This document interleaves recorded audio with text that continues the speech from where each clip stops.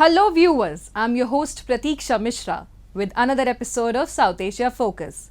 Let's start the show by discussing Bangladesh Prime Minister Sheikh Hasina's visit to India, which highlighted the deep cultural and historical ties between the two nations.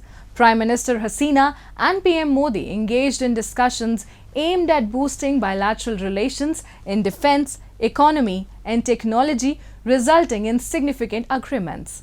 This visit, the first by a foreign leader since India's new government took office, strengthened mutual cooperation and emphasized the strategic partnership that has grown since Bangladesh gained independence in 1971. Take a look.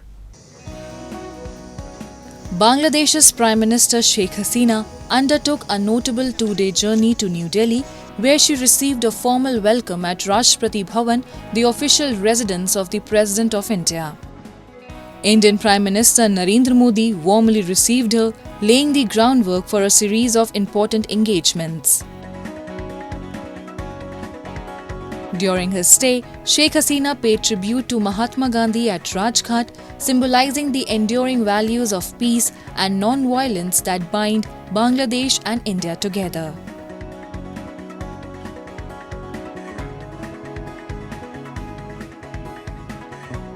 The leaders then held extensive talks involving delegations, focusing on bolstering bilateral relations across various fields.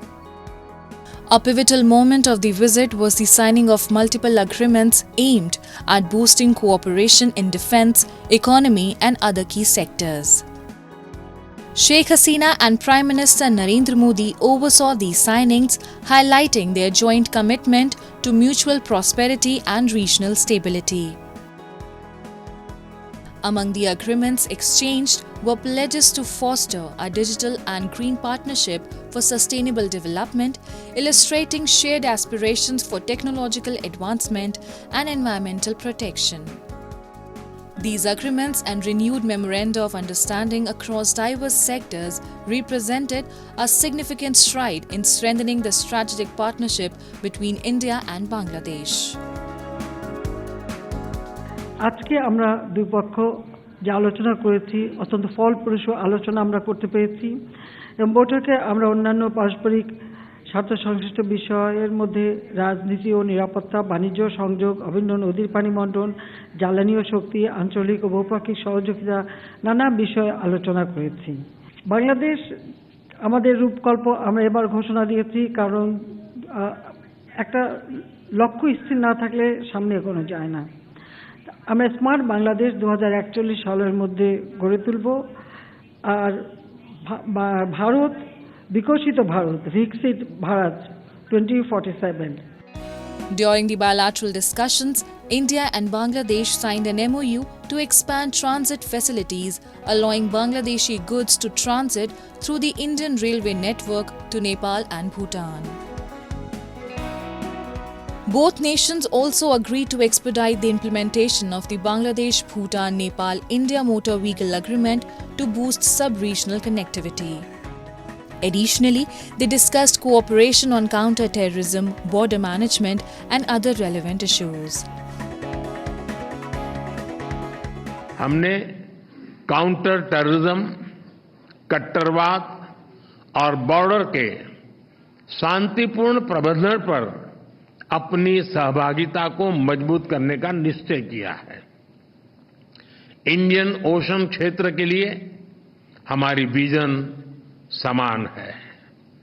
Indo Pacific ocean initiatives में शामिल होने के लिए बांग्लादेश के निर्णय का हम स्वागत करते हैं।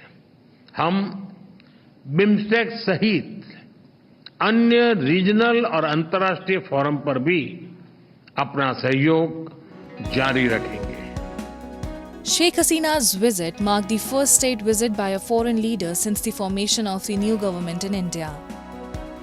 India and Bangladesh share a long and multifaceted relationship shaped by historical, cultural, and geographical ties. Post-independence, Bangladesh emerged as a separate nation in 1971 following a liberation war with Pakistan, during which India provided crucial support. India was the first country to recognize Bangladesh's independence, marking the beginning of diplomatic relations between the two nations. Since then, bilateral ties have evolved significantly, encompassing trade, defense, connectivity, and people-to-people exchange. The residents of Pakistan-occupied Jammu and Kashmir endure a year-long battle against soaring prices and unfulfilled promises. Despite repeated protests for relief on food and electricity cost, the administration's response has been arrest rather than assistance. A local Fahab Hameed Kiyani's revelation of torture while in custody underscores the harsh realities facing dissenters in this region. A report. It has been over a year and the residents in PoGB are still grappling with inflation and high prices of wheat flour and other essential food items. There have been several protests demanding subsidies on wheat and flour prices as well as electricity bills, but the administration has not fulfilled any of these demands. Instead, they arrested those who joined the protests. Fahab Hameed Kiyani, who was arrested along with other protesters in May, revealed that he was tortured in jail for 6 days. वहाँ पे 6 दिन हमें समझ लें torture किया गया कि हमें बंद कमरों में रखा गया, बाहर निकलने की इजाज़त नहीं है, किसी से मिलने जुलने की इजाज़त नहीं है। जो बंदा जिसका कोई जुर्म ही नहीं है, जिस पे कोई FIR नहीं है। During the massive demonstrations in May, 3 protesters and 1 security official were killed in clashes. An alliance of civil rights groups called off the protest following several days of turmoil when Pakistan Prime Minister Shehbaz Sharif approved a grant of 24 billion Pakistani rupees to help meet most of their demands. However, activists have now raised concerns over the lack of action in providing subsidies and any sort of relief to the residents. लेकिन हुकूमत इस वक्त अपनी हठधर्मी पर डटी हुई है और वो अभी तक जो है आवाम को सब्सिडाइज आटा और फ्री बिजली का हक़ जो है, फ्री बिजली का हक़ भी उन्होंने ना दिया। 3 रुपये फ़ी यूनिट जो उन्होंने ऐलान किया, 3 रुपये 5 रुपये, तो वो भी जो है अभी तक उन्होंने नहीं दिया। Fahab told reporters that administration has not resolved any of their issues and has failed to fulfill any of their primary demands. He also highlighted that charges of murder have been pressed against the activists, which he believes are bogus and intentional. जो है अभी तक मसाइल जो है वो हल नहीं हुए। हमारे बहुत से असीरान अभी भी रिहा नहीं हुए, जिन पे बेबुनियाद और बोगस FIR जो है वो उन पे लगाई गई है और उनको यानी 302 में अंदर किया गया है। जो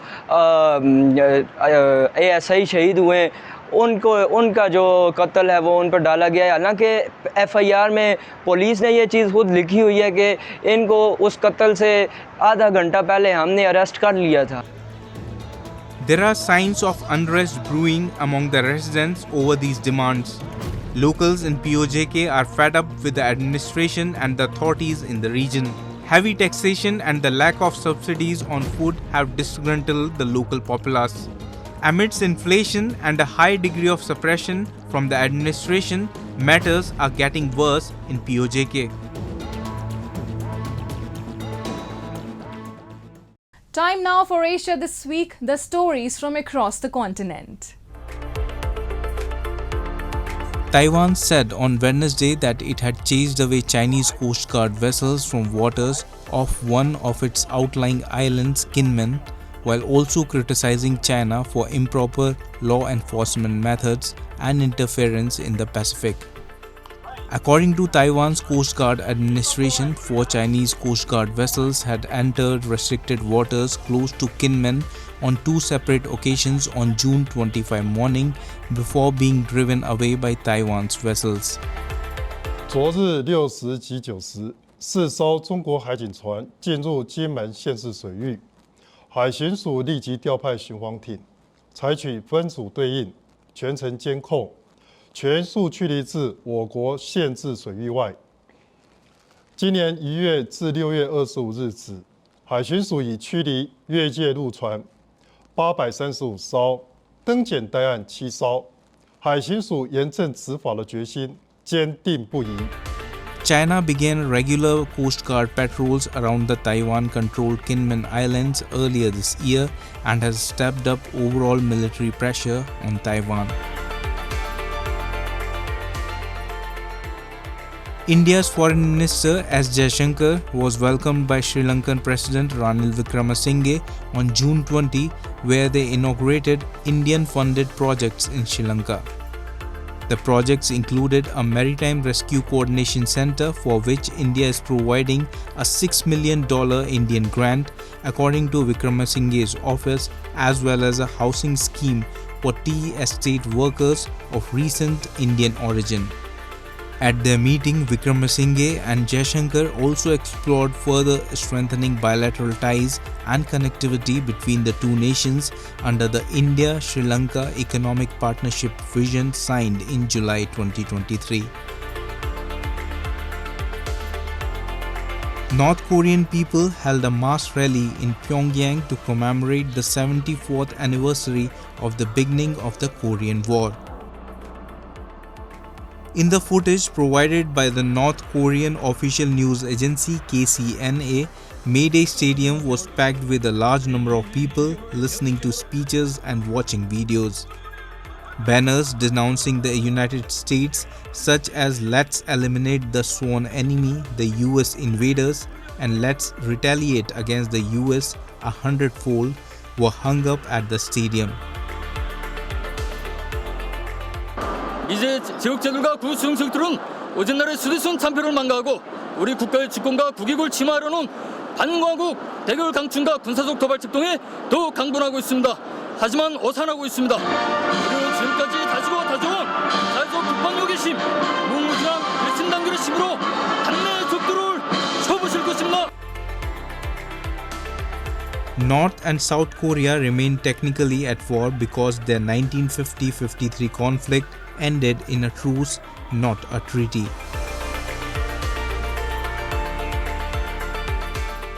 Moving on. As Sri Lanka navigates its way out of a severe economic crisis, President Ranil Wickremesinghe has unveiled a debt restructuring agreement. This move, involving key global players like India, France and Japan, marks a pivotal step towards recovery after the country's first ever sovereign default in 2022. With an IMF bailout in the backdrop, Wickremesinghe's administration aims to breathe new life into stalled foreign projects. Take a look. Sri Lankan President Ranil Wickremesinghe has announced a debt restructuring agreement involving India, France, Japan and China, marking a significant move towards economic recovery following the country's 2022 debt default. With the support of an IMF bailout program, the deal aims to revive dormant foreign projects. Sri Lanka's bankruptcy in 2022 was attributed to economic mismanagement, COVID-19 repercussions and tax reductions. The agreement postpones loan repayments until 2028 and extends the repayment period through 2043. ඒකතාවයන් සමග විදේශ රටවල සියලු දෙපාර්ශ්වික ණයවාරික ගෙවීම 2028 වසර දක්වා කල් දමා ගැනීමට අපට හැකි වේවි. ඉන්පසු සහනදායි කොන්දේසි මත සියලු ණය ගෙවා අවසන් කරන්නට 2043 දක්වා දිගු කාලයක් ලබා ගන්නටත් අපට අවස්ථාව ලැබේවි. 2023 වසරේ අප දේශීය ණය ප්‍රතිවගත කරන කටයුතු අවසන් කළා. දැන් විදේශීය රටවල දෙපාර්ශ්වික ණය ප්‍රතිවගත කරන කටයුතු සාර්ථකව අවසන් කර ගැනීමට අපට හැකි වී තියෙනවා. ඊළඟට අපට තියෙන්නේ විදේශීය බැඳුම්කර හිමියන්ද ඇතුළත් වාණිජ්‍ය ණය හිමියන් සමග එකඟතාවයකට එළඹීම. During Wickremesinghe's national address, his supporters gathered in Colombo watching his speech on a large screen. They welcomed the announcement, seeing it as a means to reignite vital infrastructure initiatives. The supporters celebrated the announcement by lighting fireworks and enjoying traditional milk rice.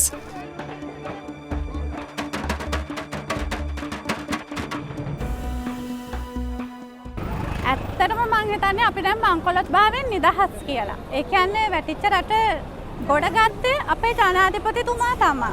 සර දෙකක් තුල මේ රටේ බංකොලොත් භාවය අයින් කරලා දාලා රට සංවර්ධනය කරා වේගවත්ව ගමන් කරන්න මන්දගාමී වුණේ වේගවත්ව ගමන් කරන්න පුළුවන් ගමන් මාර්ගයක් හදන්න තමයි රටේ ජනාධිපතිවරයා සූදානම් වෙන්නේ. Earlier during his address at the 31st All India Partners Meet in Colombo from June 20 to 22, President Ranil Wickremesinghe highlighted Sri Lanka's resilience through 2 challenging years of economic crisis, attributing it to the crucial financial support of $3.5 billion from India. He underscored his commitment to maintaining a robust partnership with New Delhi, noting that during his recent visit to India for the new government's inauguration, he and Indian Prime Minister Narendra Modi discussed key areas of collaboration. Wickremesinghe further mentioned that there is also an emphasis on a project aimed at creating land connectivity between Sri Lanka and India. In April 2022, Sri Lanka experienced its first sovereign default since gaining independence from Britain in 1948. This unprecedented financial crisis resulted in President Wickremesinghe's predecessor, Gotabaya Rajapaksa, stepping down from office in the same year. India's musical landscape is a mosaic created with threads of classical, folk and contemporary influences resonating across generations and borders. This ancient musical tradition, with its intricate rags and tals, has been passed down from generations as a legacy for centuries. The Banaras Gharana in India, one of the prominent Indian gharanas or school, often known as the custodians of Indian ancient classics, is carrying forth the tradition even today through their long lineages. Join us as we explore the musical heritage of the city of Varanasi.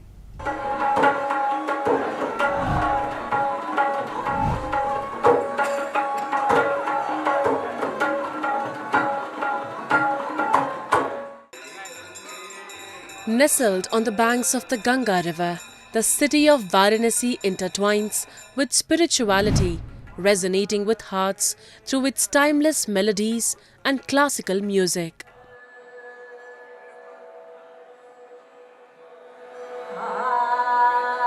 These streets often come alive with the traditional beats of drums, tabla and sitar, creating a vibrant symphony, captivating locals and visitors alike. Amidst this lies a musical tradition that originated in the 18th century and continues to flourish today.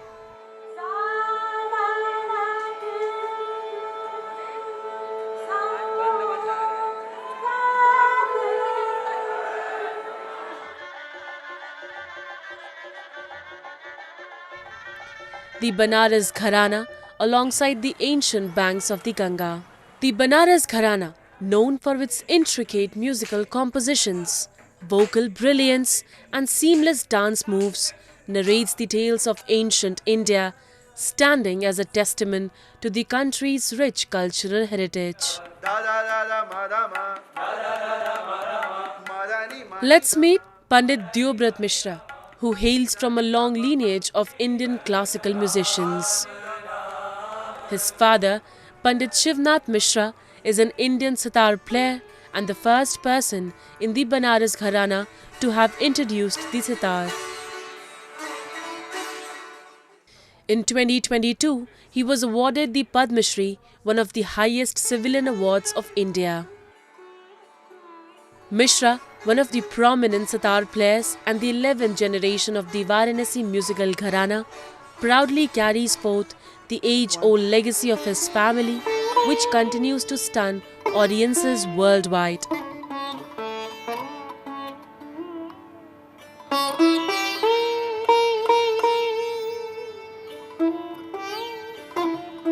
It's soulful music. You can find in Varanasi. There are, so something is like Varanasi is still preserving it. And for international audience, I want to tell you that this Banaras still carry on the old tradition. So if somebody wants to come and study in this beautiful town, they should come, they should meet musicians here. The soul-stirring vocals and instrumental brilliance of this ancient musical tradition are inspired by various musical styles like Dhrupad, Khayal and Thumri, creating a unique musical language.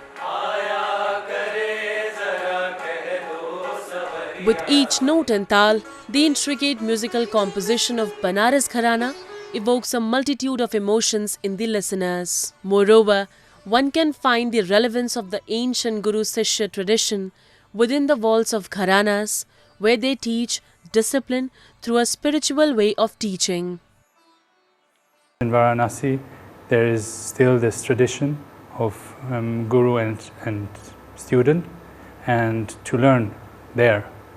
Yes, and that's how I ended up in Varanasi, and that's how I found this school and my teacher. There is a fundamental difference in a lot of like in teaching, in how I learned guitar in the West from teachers, but this Guru Shish Parampara is way more, it builds on a lineage, and like I'm not here, and I am not only here and have a teacher, but I'm living in this house, having a teacher whose father is also my teacher and whose son is also playing, and I'm like immersed in music, and I'm immersed in this environment. While music provides a total brain workout, dance adds a unique dimension to it.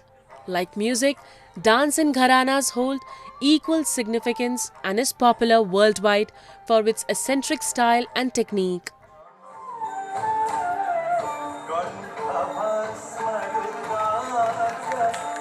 Kathak, a classical dance form of India, has historic associations with Indian Gharanas, as does the Banaras Gharana.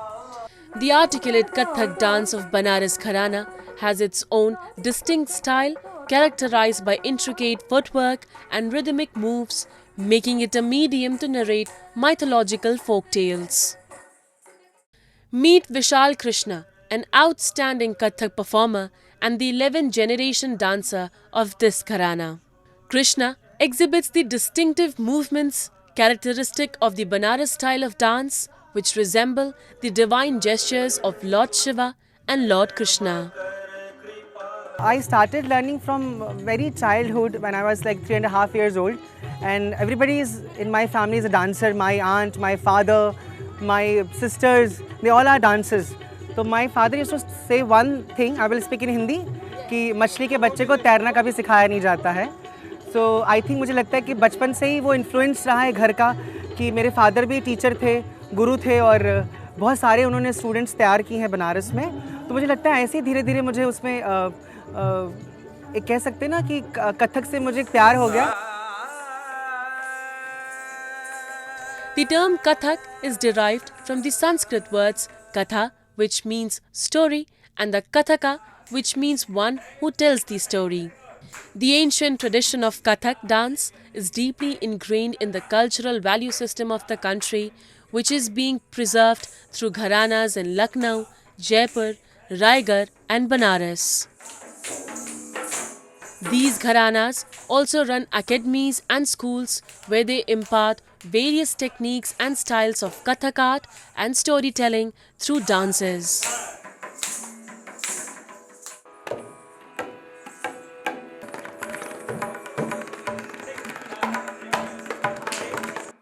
Gharana holds immense significance in the Indian musical arena, serving to preserve the country's age-old musical heritage, akin to the sacred Ganga's flow from generation to generation, and impart their values to the world with the same sincerity.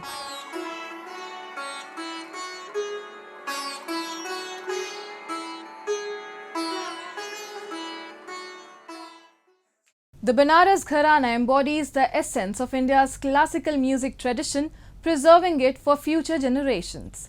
And with that, we come to the end of this week's episode. See you next week. Goodbye and take care.